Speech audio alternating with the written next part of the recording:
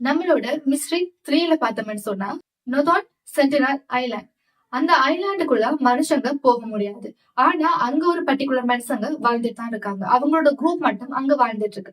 இவங்க வந்து ஒன்றில ரெண்டுல பல ஆயிரக்கணக்கான வருஷங்கள் வந்து அந்த ஐலாண்டுக்குள்ள வாழ்ந்து கொண்டு இருக்கிறாங்க.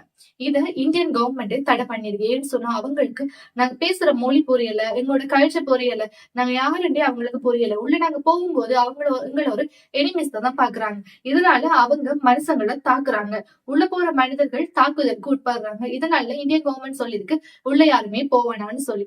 அதையும் தாண்டி யுஎஸ் சிட்டிசன் சில பேர் வந்து இல்ல மிஸ்டர் நாங்க பார்க்க வேணும் அப்படின்னு சொல்லி அந்த பேன் பண்ணதையும் தாண்டி உள்ள போனவங்க என்ன நடந்துச்சு?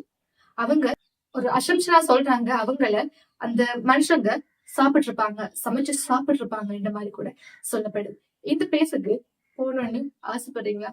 இதை பார்க்கும்போது கிட்டத்தட்ட இதை பார்க்கும்போது இரும்பு கோட்டை முரட்டு சிங்கம் அதுல வருமே ஒரு சீன் அது மாதிரி இருக்குல்ல.